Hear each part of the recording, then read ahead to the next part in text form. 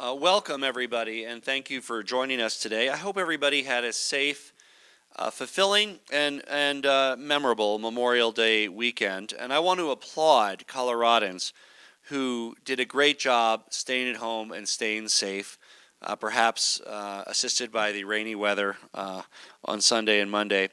But thank you, Coloradans, for keeping your distance from others and doing your best to stay safe while we honor those who paid the ultimate price to protect our freedoms on Memorial Day, as we always do.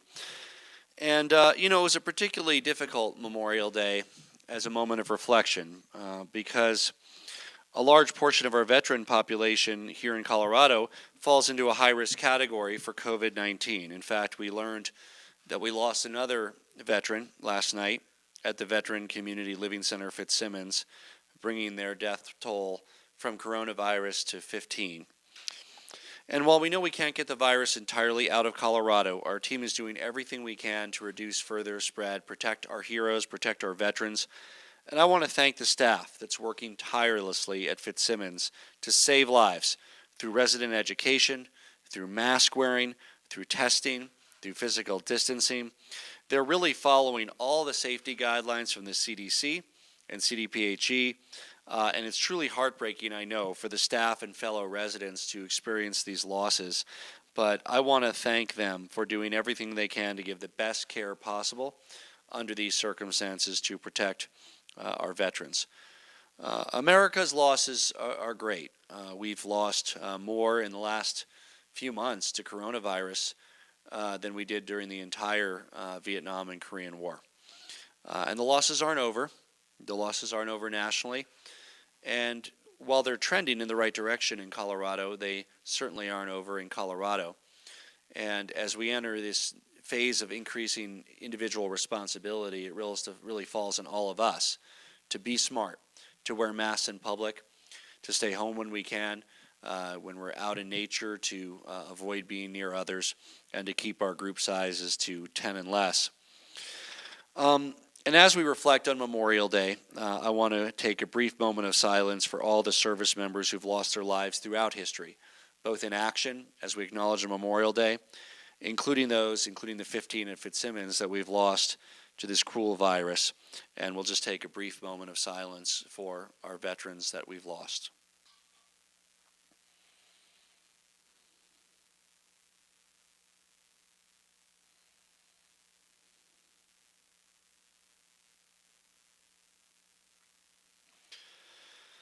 Thank you.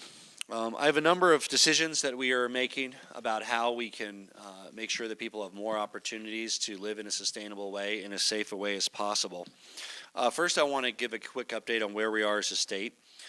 24,500 cases, just under 400 currently hospitalized. Isn't that wonderful? It's the first time we've been under 400 since the start of that crisis. It could certainly tip back up above 400, but certainly welcome news. And we have over 1,000 deaths, 1,088 due to COVID, 1,340 who died with COVID, and for many it was a contributing factor.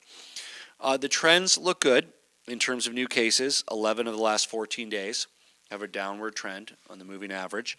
And for hospitalizations, 12 of the last 14 days have a downward trend. You know, it was a month ago, April 26th, where we ended the stay-at-home order for Colorado. And we knew going into that was a bet on the people of Colorado, a bet on the people to make the right decisions. It was a risk. There were those in my administration and the health community that thought we should continue the stay-at-home order longer. I argued, and I hope that the data continues to bear it out, that we need to trust the people of Colorado to make the right decisions. And so far, the evidence bears that out. We're looking for a more complete model on the impact of the end of stay-at-home and transition to safer at home in just a few days on May 29th. Some of you attended there was a webinar on the preliminary data today, but so far it looks good. And as you know, this is what we're looking at. When we say it looks good, by the way, still dangerous, virus still here, about 400 people hospitalized, 200-300 that we know of contracting it every day in our state, and probably twice that, if not more. So it's relative. There's losses ahead. There's losses behind us.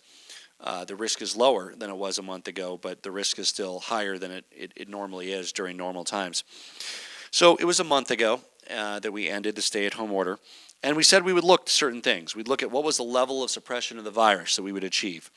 How is our ability to do testing and containment? How well are we protecting vulnerable populations? Does our healthcare system have the capacity for a surge?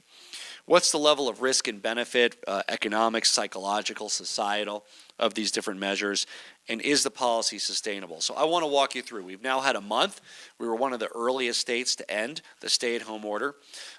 We are now looking at how Coloradans have done, behaving responsibly individually, being smart, and so far, while not conclusive, it's never conclusive. We will always wish we had next week's data today, next month's data this month. But so far, the indications are good. In the beginning, we were seeing an exponential rise in cases. Each person was spreading the virus to between 3 and 4 other people, that R naught value that we talked about. This was an exponential growth curve. We acted quickly. We acted boldly. The R naught value has been hovering around 1, we believe now, which even slightly below 1. So the out-of-control exponential growth of the virus stopped, and we need to keep that up. We need to keep that up. Again, Coloradans contract this virus every day. We lose and we lose people every day, but that exponential growth has been leveled out, and that's the challenge on us to continue acting responsibly and smartly to keep that from expanding rapidly again. And this progress wouldn't have happened if it wasn't for your efforts to take safer at home seriously. People are still smartly staying at home most of the time. People are significantly reducing their in-person interactions. People are wearing masks in public. Not everybody, but many people, and I encourage everybody to do so. Older Coloradans and those with underlying health conditions are taking extra precautions and only going out and interacting when it's absolutely necessary. And yes, we've scaled up our testing capabilities rapidly. In fact, I'm proud to announce that we're currently testing 4,000 to 5,000 Coloradans a day. On Friday of last week, we tested over 6,000 in a single day, including more than 2,000 at the state lab. And we now have the capacity to meet the 8,500 per day goal, which we said we would have by the end of May, and we have that. Testing is free, it's quick, it's easy. You can find a testing site near you at covid19.colorado.gov. If you're symptomatic, it's free, it's easy, it's quick. Get tested. It's very important that we know about you and who you've been in contact with to control the spread of this virus. But we're not coming to you to stick a swab up your nose. You have to do the last part. You have to come in. If you're feeling ill, if you're a healthcare worker or senior facility worker who's asymptomatic, please come in, get tested. It's free, it's quick and easy. covid19.colorado.gov, the Pepsi Center, over 35 sites across the state. Really important to make sure that we can identify cases early and act accordingly. And you want to know whether what you have is a cold or flu or whether it's COVID-19, in which case we need to make sure that your friends and families or others are warned and you take additional steps to isolate yourself to prevent the spread of this deadly virus. Another criteria is our increasing ability to protect the elderly and those who are vulnerable in skilled nursing facilities and other congregate living facilities. 90% of the Coloradans that we've lost to coronavirus are over the age of 60. That's stunning. That's sad. Each one a terrible loss. And we're taking a lot of steps around where seniors live together. If you're a senior that lives by yourself in your home or with your spouse, you're taking your own steps like my parents are. My mom just turned 76. My dad turned 76 last month. And they are staying at home, even to the point of having groceries delivered. And we love them too much to bring the grandkids over and see them for the month of June. But for those who live in nursing homes and congregate living facilities, we've limited visitation. We've set up special rules for the senior facility staff members. We are with the Colorado National Guard and in partnership with Colorado State University directing testing to test workers that are asymptomatic, just regular workers, screening out people that are contagious but not yet ill themselves. And we're launching an 8-week testing period in partnership with CSU at 30 of our largest senior homes. So it remains our top priority, and we're stepping it up. Another benchmark has been preserving the ability of our healthcare system to handle a potential surge. Very good news, under 400 hospitalized for the first time. Again, that could go above and below 400. But as a moment of reflection, hospitals have done a great job expanding their capacity. We built filled hospitals to expand to meet our surge capacity. We hope we never need them, but we feel better that they're there. And on the masks and gloves and gowns, we've made great progress. In fact, today I'm announcing that thanks to the hard work of our innovation response team, we've secured a 17-month contract with Honeywell for 6 million medical-grade N95 masks to be delivered to Colorado to keep our frontline healthcare workers safe. I also joined the Vice President on a call this morning where I talked about continuing our partnership with the federal government to supply high-quality PPE to our nursing homes. They received their first shipment. They'll be receiving an additional shipment shortly. Very important partnership with the federal government. So given where we are with this criteria, we're beginning how we can behave more normal and how we can return to normalcy. And we began, as you know, with retail and personal services and real estate, offices at 50%, our state parks, many counties in Colorado, I think we're up to 12 or 13 or more, have additional variances in place because they have low viral count and they're able to have gyms open and other kinds of activities. And if counties weren't comfortable going that far, then we wouldn't be able to do it. And we have low virus counts in some areas of the state, and all these decisions are made on the level of risk versus benefit of different activities and how we can support our economy, our society, and our psychological well-being.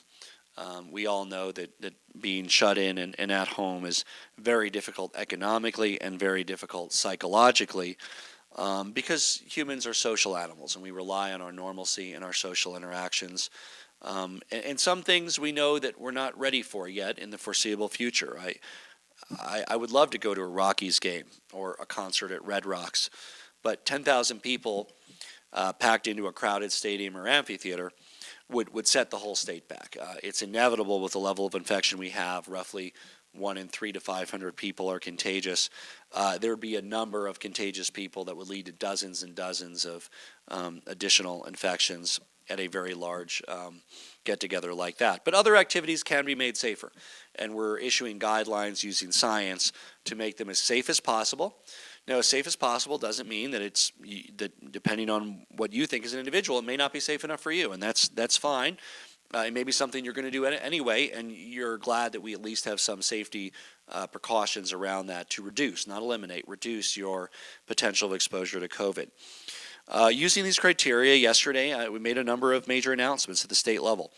There are local orders in some areas that are more restrictive than statewide orders. Other counties with low virus count have variances that are open even more. But these are the base statewide guidelines. There are some areas that because of high viral count might have more restrictions in place, because of low viral count might be able to go a little bit further. First, we let the prohibition on skiing expire. That was wonderful news. No Coloradan ever wants to, and no Colorado governor can even fathom a prohibition on skiing. I certainly couldn't. Very difficult action to take. But thankfully we took it, and that helped prevent the exponential curve. And now Arapahoe Basin in Summit County is opening tomorrow with strict precautions for the lift lines, a mask requirement. It's skiing for the athletic fun of skiing. It means that, yes, skiing with your group, skiing alone, skiing with who you go with.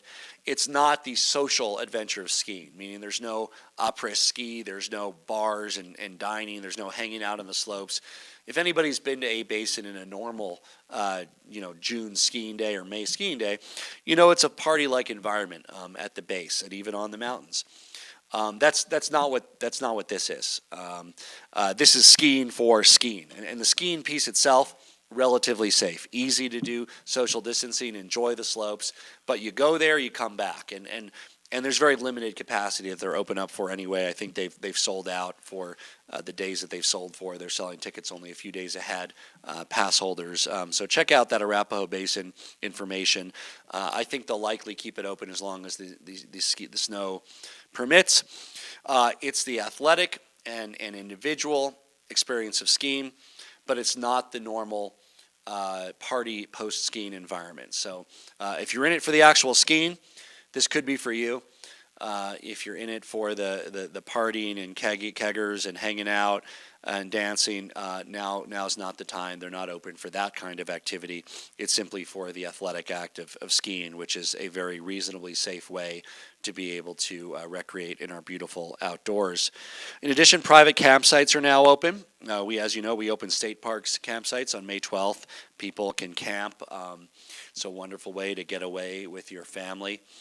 Spend some time at the beautiful outdoors.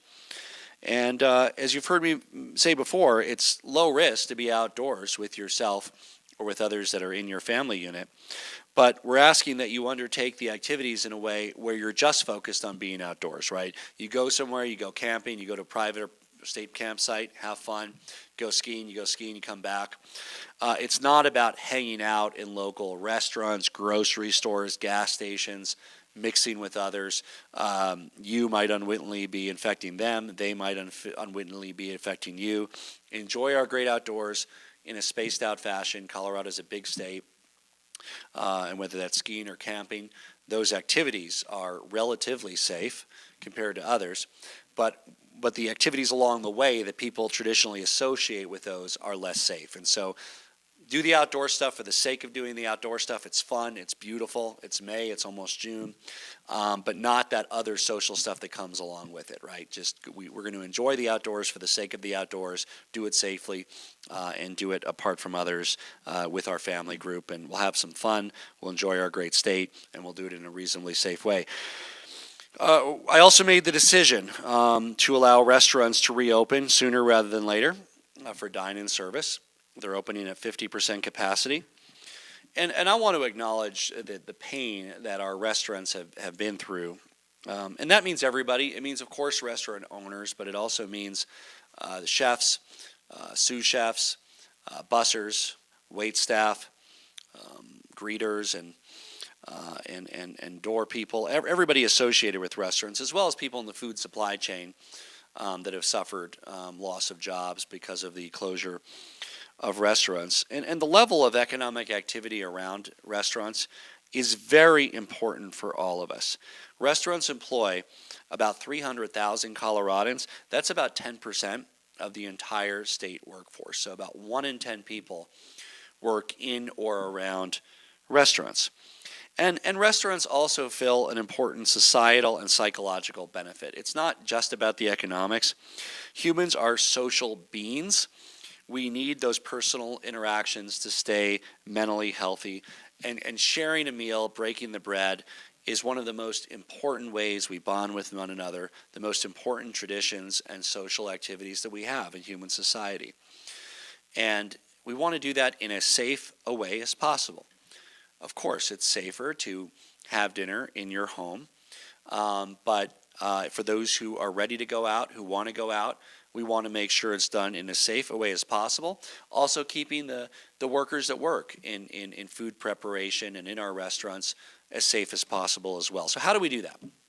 First, we limit the number of people that can be inside at a single time up to half the normal capacity. So those tables can be spaced out at least 6 feet from one another. Restaurants, you go with the party that you came with. It's up to 8, right? Could be 4 or 2 or 6. The party you come with, you sit down, you enjoy the meal yourselves.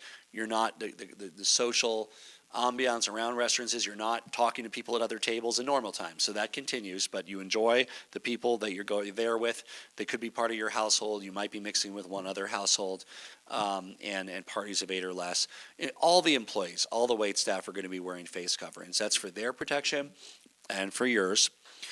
This is not a food-borne virus, right? It's different than traditional challenges, health challenges that restaurants successfully face, right? In normal times, restaurants deal with hepatitis, with salmonella. Salmonella is a food-based contagion, food-based outbreak. I actually think I read somewhere that there was a salmonella incident somewhere. This is a human-borne virus, right? So it's not a food-borne virus. That's why throughout all of this, delivery of food, takeout food, fine. It is a human-borne virus. So the employees will be wearing face masks. Of course, surfaces will be cleaned and disinfected. Instead of tablecloths, there'll be temporary coverings, as much ventilation as possible. And then we're suspending all the different state rules that maximize outdoor dining services. And of course, encouraging our local government friends to make public spaces available for outside dining. So restaurants can expand on their own property outdoors. They can expand on adjacent or non-adjacent private plots nearby, as long as they have permission of the landowner, and then subject to permission from their local government. They might be opening sidewalks or parking lots or other public areas for dining as well. This is beneficial for a number of reasons. One, the airflow is simply better outdoors. So for whatever level of spacing you have, better to be outdoors than indoors. Secondly, it allows for more spacing and allows for the restaurants to be able to survive, because at 50%, many of them can't get by. This is a way where they can be at 100% of the normal capacity or even more, whatever their kitchen can handle if the customers are there, because people are spread apart outdoors. 9 out of 10 summer nights are beautiful for dining, incredible for dining outside. Not every day is. Occasionally it rains.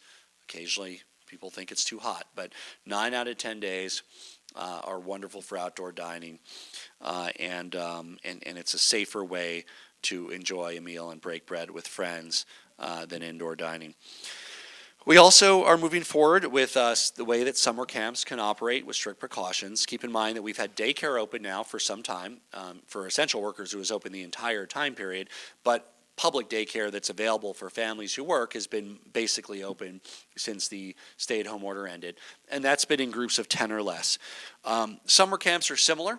It's 10 or less indoors, but we are allowing a bit more discretion outdoors, and many summer camps are traditionally outdoors, groups of 25 or less, without mixing cohorts, meaning it's a group of 25, they're with the counselor, they're spread out to the extent they can be outside, and with the precautions around temperature checks and symptom screening, and making sure that that's done in as safe as way as possible. So summer camp's important. It's important for kids who, at this point, if yours are like mine, are desperate to get out of the house and see friends and make memories. It's also important for parents. It plays a similar role to daycare, which has already been open, that allows parents to go back to work while their kids are at camp, for those parents who can't work from home, or just have a little peace and quiet in the house. So it's not too different than what we've been doing already with daycare. In the summer camp environment, it's allowing for additional discretion in the great outdoors and larger class sizes or cohort sizes, as long as that mixing isn't occurring. And we have a number of additional ways that we're reducing that risk, and those are all being implemented. All of this information is at covid19.colorado.gov. So here's a recap of the timeline, because Coloradans want to know this. May 25th, private campsites open. The spring skiing was allowed. Local communities decided it doesn't mean to start on the 25th, but the state prohibition was eliminated. Many of them are working to do that, at least at Arapahoe Basin. I think Copper might open for training. It depends where they have good snow. May 27th, that's tomorrow, in-person dining can resume. And that's for those who want to go out. Every activity has a heightened risk over the profile of that activity last January. So it's up to individuals to make smart choices. If you're going to do these things, be smart, wear a mask, keep the group small. Let's be safe and prevent additional outbreak. And then June 1st, that's a Monday, that's next Monday, children's summer camps can open. Now, many of them had canceled already due to parents pulling out, and some might not be available, the one you wanted for your kid in early June. But check with the camps. They're preparing. Some of them are opening later. Some aren't opening at all. Some are opening June 1st. But they can open June 1st if they want to. We will also be talking about what June looks like on June 1st. And we try to do this because people need to plan. We have lives. People need to plan, know what the month looks like. So June 1st, just like we've done around the start of every month, we've said this is kind of what June looks like. There might be a few decisions we make mid-June, but here's what it looks like. And of course, for these decisions where people needed that lead time, like restaurants and day camps, they are already getting up and going. But the most important factor here is really up to you, the people of Colorado. It's how well we succeed at social distancing and wearing masks in public. It really is that simple. Avoiding groups of 10 or more, staying 6 feet apart from others where we can, wearing masks in public. And so far, you've done an amazing job. That's just not me saying that. That's borne out in the numbers. If you didn't do an amazing job, there's no cheating here. Our infection rate would be increasing like it is in some states. It has been decreasing and leveled off in Colorado thanks to you. And things aren't going back to normal yet. There's baby steps, right? And be smart. We need to keep following these common sense rules. You know what it is you need to do, right? We know we need to wear masks when we're in public, when you're going into a store, if you're going to a restaurant, you take it off when you sit down and eat, but when you're, out of respect to the people that work there and yourself, when you go in the restaurant, start by wearing it. And of course, whenever you're in public with others, and when you're outside having fun at a park or anywhere else, important to be at least 6 feet apart from other parties that aren't in your household.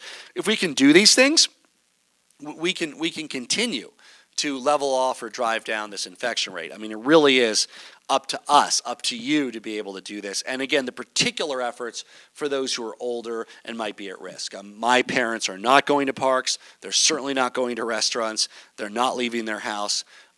They're 76.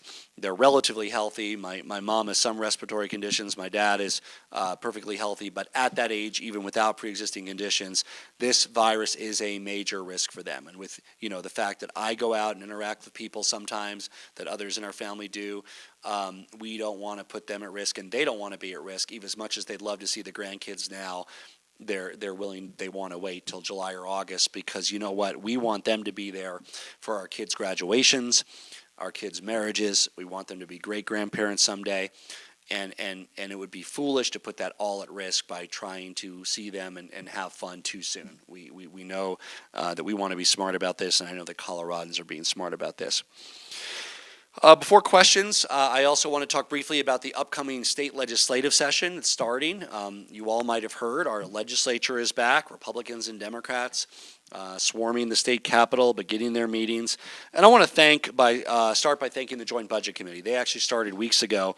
They have been tasked with a very solemn task, and that's balancing our state budget, including the devastating cuts that need to be made. In Colorado, we have a balanced budget requirement. I agree that we should. It's required under law. The federal government doesn't, but Colorado does. We should, and they came back. They did the hard work. They balanced it. Every cut they made, not just numbers in a spreadsheet, it impacts people's lives. Because when schools lose funding, of course, education suffers. When we don't invest in public health, our ability to respond and save lives suffers. When we don't address health care, there's people that can't afford it, don't get it, or go bankrupt. So we're in a unique moment because we need to save as many lives as possible, limit the spread of COVID, not only because it's the right thing to do, but because of the impact on our economy. And our budget will be even worse if we don't succeed. If you don't succeed in suppressing this deadly virus by making the right choices, the responsible choices in our individual lives. And the focus of this legislative session is on building a resilient response from a healthcare perspective and from an economic perspective.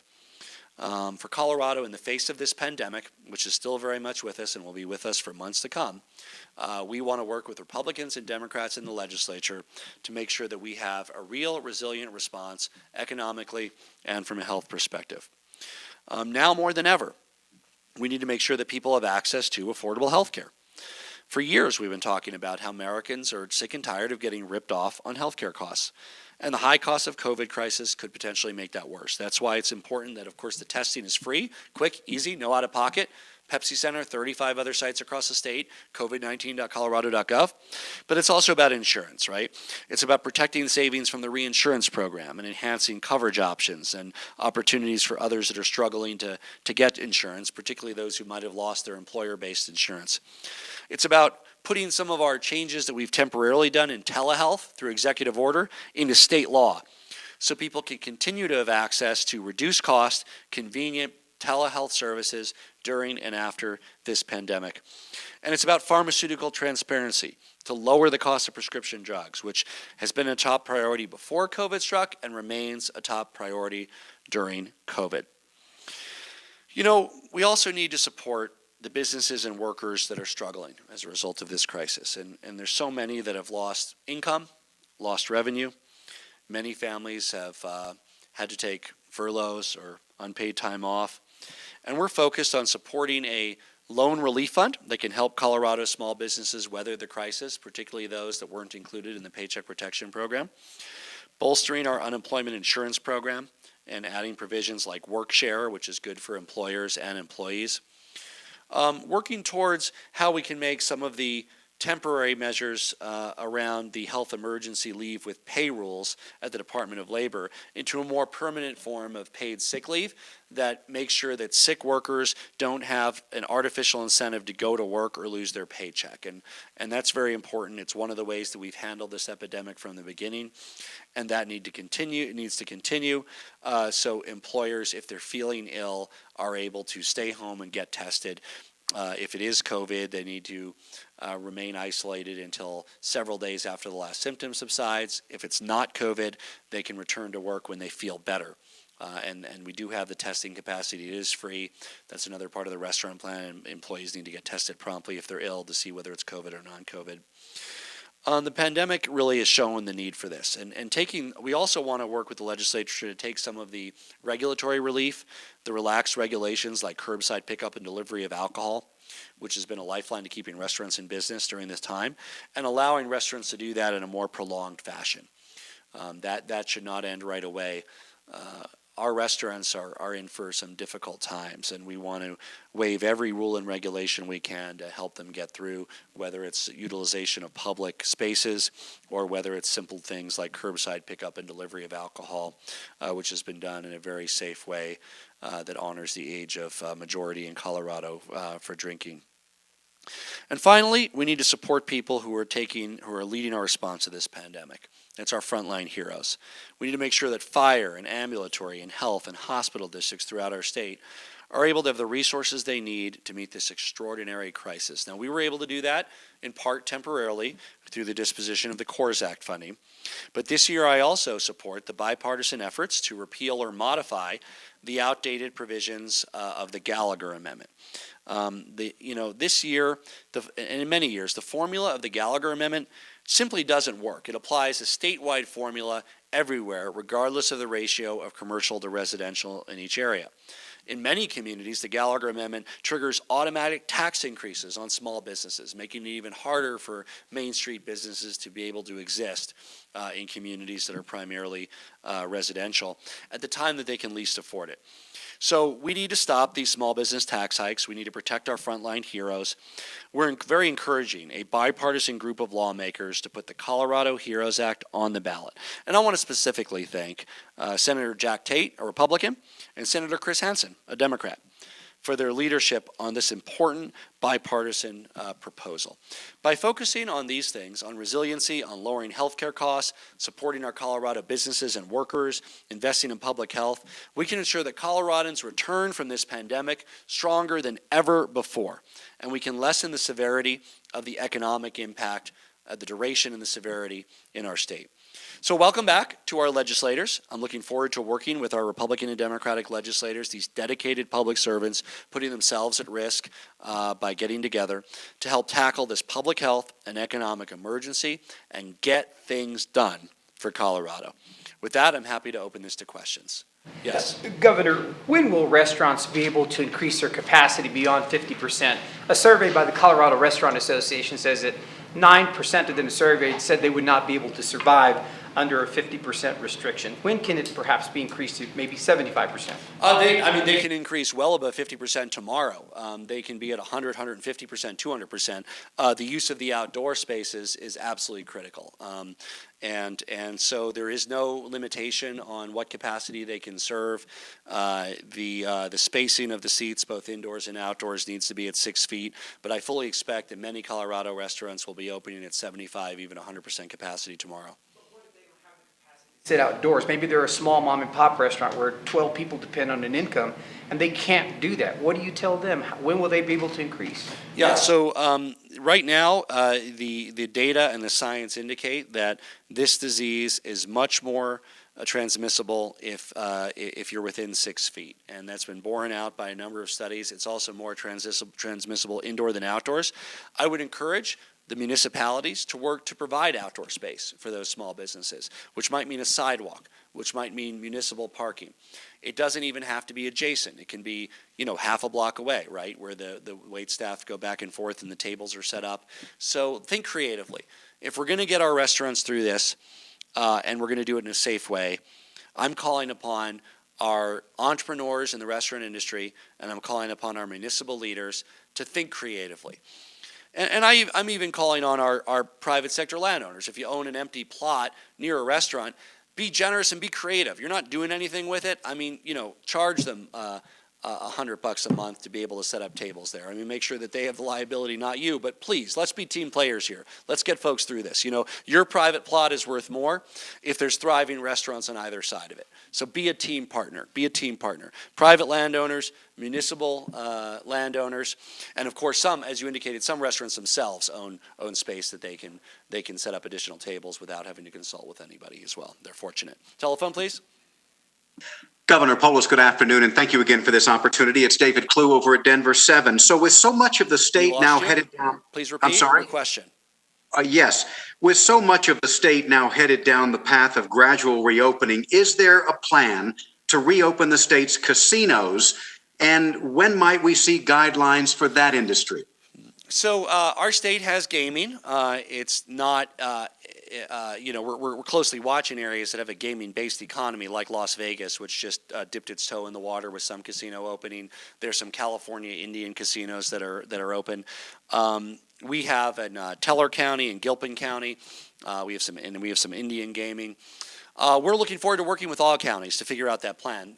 This is not a statewide activity, so I expect the nexus of action to be at the county level. So Teller County has already expressed an interest in reopening their casinos, so they are working with CDPHE on those health guidelines for doing that.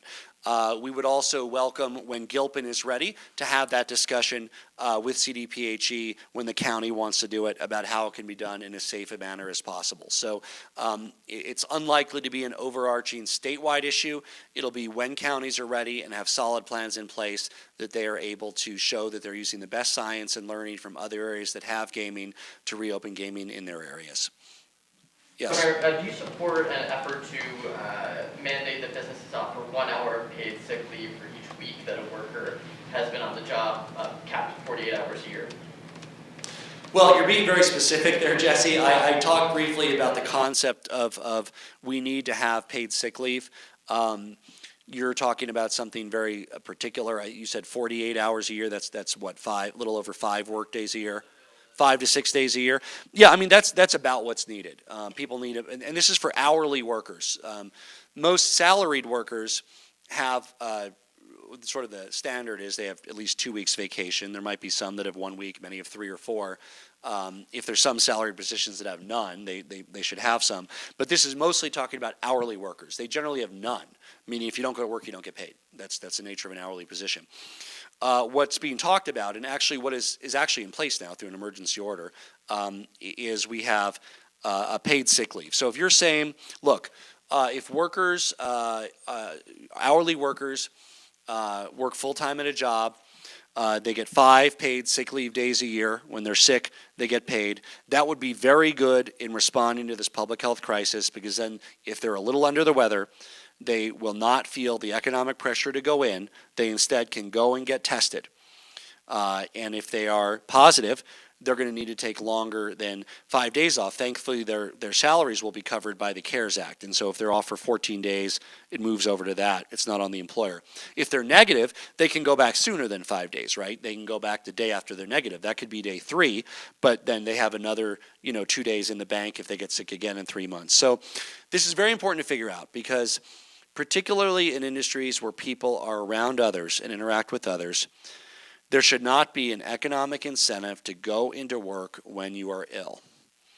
That would be a dangerous way that this virus could further spread and necessitate additional site-based closures if it's not caught early in the process. So I hope that the legislature works thoughtfully with the business community, with restaurants and others on finding out how we can implement a meaningful paid sick leave policy for hourly workers in our state. Telephone.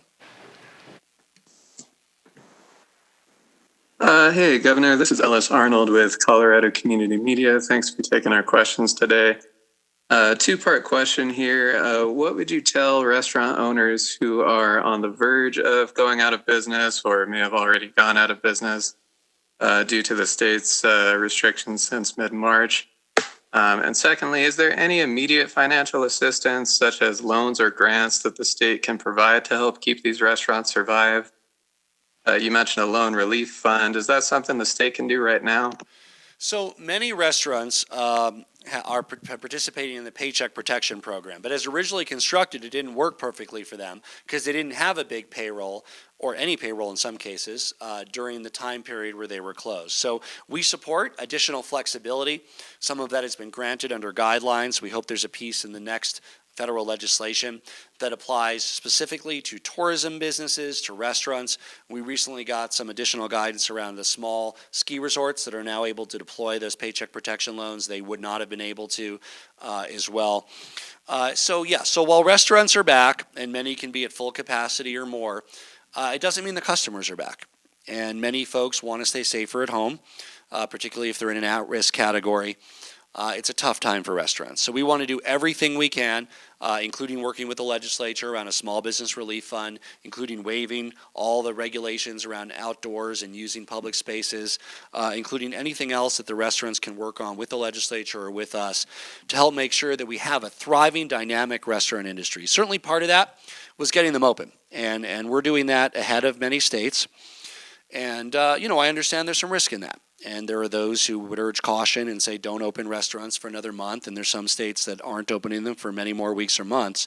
But I think for our state, it's a matter of survival, and really is a matter of when, not if, we wanted to do it in as safe a way as possible. And so having these thoughtful guidelines in place is a way that while dining in and dining outside at a restaurant is a activity that is reasonably safe. It's not as safe as it was in January, February. It's not as safe as staying at home. But if it's a choice you want to do to break bread with others in a dining establishment, with these rules, we've made it reasonably safe, at least safe enough to prevent another exponential growth curve, is what our data, at least the early data, indicates. Yes? Dr. Samet's modeling that was unveiled by CDPHE this morning discussed the idea that you have very little wiggle room when it comes to sort of lessening further social distancing requirements. Going from 65 to 55, for example, would lead to a spike in ICU utilizations. Do you think it's time for Colorado leadership to be honest with Coloradans about what we can expect, not just next month, but in the months to follow when it comes to crowds? Meaning anything over 50 is not likely, not just in June, but in July, August, September, October, because of that modeling that you are relying on. Is it time to be honest about how long this is going to last, and more specifically, the implications that has for not only Colorado's tourism industry, but for sporting events and concerts and those types of things? Yeah. Well, we're certainly always honest about what to expect, but the truth is, I don't have a crystal ball. We're not making decisions for August and September based on modeling, period, because the modeling, as well as instructive as it is for our immediate needs, is not determinative. We're going to know a lot more where we are. So we've really tried, I think better than many other states, to at least show people what the next month looks like, subject to tweaks along the way. We did that for April, we did that for May, we're going to do it for June. It doesn't mean there couldn't be mild course corrections. If things are going well, late June, we might be able to move a little bit further. But we're doing that each month. If you're saying, what does July and what do August look like? I can, of course, tell you they're not going to look like normal. But we're going to do as much as we can in our state without allowing for another resurgence that overwhelms our hospital capacity. And that won't be based on the current modeling. It'll be based on the actuals for what we have. We value, Dr. Samet's model has been incredibly valuable. I also indicate it's not the only model we look at. We look at other international and national models to help inform our decision making. Two main takeaways from Dr. Samet's model. You mentioned one. Another one is we have to, for any of this to work, sustain greater social distancing for older Coloradans. So in any of these incarnations, younger Coloradans, 55, 65%, but we have to maintain 80, 85, 75% for those who are at higher risk. Not just for their own sake, which we deeply care about. My parents are staying at home because I love them and I don't want to put them at risk, but also because far more need hospitalization. So for every infection of a 75-year-old, it's about 5 times more likely they're headed to the hospital than a 40-year-old. That's just an approximation. We can, I don't know if it's 5 or 6 or 4, but it's a multiple of times more likely. And so we need that additional social distancing for those who are older, and that includes people of all ages who have respiratory conditions or are at greater risk. And we also need to continue to enforce the social distancing and meet those guidelines. So I feel that for as much visibility as we have, we're completely honest about where things are. And I can honestly tell you, and I'm sure even Dr. Samet would confirm, that we don't know what August and September look like. And we're not going to lock ourselves into something based on predictions. We're going to use the predictions to guide our current actions, and then we're going to base future actions based on data we have then, and also better informed projections that we have then. This modeling has gotten better every time, right? It was very coarse early. It's gotten more and more refined. There'll be better modeling in July for what August and September look like. There'll be better modeling in August for what September and October look like. The more information we have, the better Dr. Samet's model is, the better all of the national and international models are. Telephone, please. Yeah, this is Grant Stringer from the Aurora Sentinel, and I had a two-part question as well. The first part, how many new contact tracers has CDPHE hired since mid-March? And the second part, short of more federal dollars coming down into state government and to local public health authorities from there, can the state pay for this capacity expansion that you've said will be critical? So with specific numbers, I'll have our team, Connors here, get back to you with that. I know we've doubled the number of epidemiologists at the state. A lot of the tracking and tracing activity and hiring is formally at the county level, county health departments. There is some at the state level, and we'll be happy to give you the information we have. We also talked about our partnership with AmeriCorps. 500, the very first cohort of AmeriCorps folks that are working on tracking and tracing will be arriving soon. I think we have a date. Connor will get you that date as well. It's about 2 weeks from now or so that we will be having those 500 that join us. Yes. En español, Sí. Jesús Sánchez del Comercio de Colorado. ¿Pueden los restaurantes en Colorado negar servicio a clientes que no lleven máscaras? Otra vez, por favor. Restaurantes negar atender clientes que no lleven puestas las máscaras. Sí. Es una necesidad que todos los empleados de restaurantes lleven tapabocas durante su día de trabajar. Para clientes, para gente quien ir a restaurantes, no es necesario, pero es una buena cosa para hacer porque es más seguro para usted y también para los trabajadores. Es importante llevar tapabocas cuando estás entrar al restaurante, cuando sentarse en la silla, puede no más tapabocas y comer y hablar con su gente, y cuando ir del restaurante también lleve su tapaboca. Yes. Rent is almost due. Are you planning to extend your order on evictions and court filings? Well, the courts were unable to process eviction notices this month of June. They were also unable to do so in May.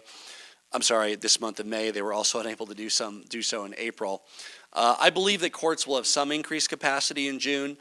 They certainly have other priorities, but there are probably some folks that have been delinquent for some time that could be evicted.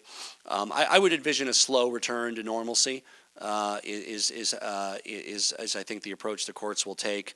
I think there's also some discussion with the legislature about right to cure and other things that we can do to try to make sure that folks, if they had a one-time event in their lives, are back on track for their housing. Telephone? Hi, this is Ann Shimke from Chalkbeat, Colorado. I'm wondering how you reconcile the goal of opening schools in the fall with the modeling data that shows cases increasing in August. Well, obviously, we all want to open schools in the fall, but that'll be based on actual data. All models are very helpful. National models, international models, Dr. Samet's model in particular, because it informs our decisions here. But decisions will be made about return to school based on where we're actually at, not based on foggy depictions of what our future might be. My expectation is that in most areas of the state, kids will be able to return to school in a reasonably safe way. The flip side of that expectation is there could very well be areas of the state, communities or districts that have a high viral rate at that point and might have to begin online for a few weeks. I hope that there's none of those, but there absolutely could be some. Colorado Department of Education worked with us in releasing the first draft of some of the we call it, it's a working document with ideas about how schools can be safer that will improve its iterations over the summer. And I remain hopeful that the vast majority of kids will be able to return to physical school in the fall, but those decisions will be based on actual data in August. Question from the room. Over the weekend, the Capitol was broken into, and I'm trying to find out, was your office impacted by that, and do you feel like there was any specific motivation behind that? And also, if you could please talk to the bar owners in the state, what are you telling them now? What's the outlook for them?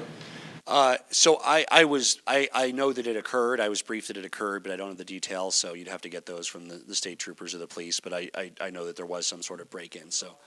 The only information I know is that there was a break-in. So I've been very busy with other things. I haven't been told that there was any damage or anything. So I'm sure the state troopers can give you a readout or what happened. But there was some sort of break-in over the Capitol, and I was informed of that. There are many breweries, perhaps even some bars that can operate under these restaurant guidelines. They do not distinguish based on license, and that's very important. They certainly don't say no distilleries, no breweries, no bars. It's a question of business model. Essentially, what we're talking about is the social environment of these businesses. If it's a social environment where a group of 4 or 6 people come in, sit together, and enjoy whatever they're enjoying, whether it's a drink or dinner or whatever it is, it falls under the restaurant guidance. If it's the kind of social free-for-all where groups associate with one another, hundreds of people, that even in areas with significantly lower cases of the virus than Colorado, than of America, including areas like South Korea, single incidences of nightclub and bar-like environments have led to dozens of cases. And so the activity is not by license type. Bars can be creative and distilleries can be creative, and they can open if they choose. But it's not the social environment that they had before. It's not 100 people mixing together. It's a group of 4 being seated, a group of 6 being seated, a group of 2 being seated at 6 feet apart, and you're there with the group you came with. You're not in a social free-for-all. So many of them, that's not consistent with their business model. They're likely to remain closed through June and maybe even July. Others are trying to adapt their business model to see if they can have an environment that fosters those intimate social exchanges between preformed parties rather than a free fall of interactions between hundreds of people. Last one from the telephone, please. Mayor Steve Steger from 9 News. Following up on that a little bit, one of the requirements in the release is a requirement for breweries to serve food as well. Can you explain the reasoning behind that requirement? Why does food have to be part of the business model? So I've been to breweries, and the normal environment in a brewery is a lot more like a social free-for-all. They're fun, they're social. You hang out with your friends, you see other friends across the room, you talk to them.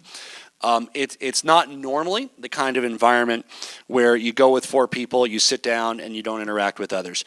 To the extent that they adapt to become like that model, like that restaurant model, they are absolutely able to open during the month of June. What that means is, it means that groups sit down with who they came with, and there's not that social mixing. We're happy to explore additional ways that they can do it, but it was many of the breweries that had the idea that I think during the public comment period they put in that expanded this to include them, and some of them might have food trucks, some of them might have kitchens that are preparing it, but the key concept is not the food. It's not about food. Food doesn't make it any safer. What makes it safer is the expectation socially that you're with your party. It's 2, if it's 4, it's 6 people, 8 people max, and it's not an environment to mix with other parties. It's one to break bread or beer with those who you came with, facing each other, talking to each other. The only people at risk, presumably, are the people in that party. It's not talking to hundreds of friends and freely moving between parties. So that was the goal. It can certainly be refined in the days ahead to meet that, but a lot of the changes that were made to include breweries and distilleries were based on public input, and many of them were interested in altering their business model to a non-social environment with fixed parties to help make sure that they can thrive in a way that doesn't set us all back. So thank you all again, and for everybody out there, we are going to stay as safe as we can. For many folks, that means staying at home. If you can stay at home, it's the safest thing to do. In the outdoors, away from others, very safe. For those who are beginning to interact and go about your business, these guidelines don't make it safe, but they make it as safe as reasonably possible, consistent with the needs of the private sector to operate and thrive, and consistent with the needs not to prevent an outbreak that overwhelms our hospital capacity. Thank you.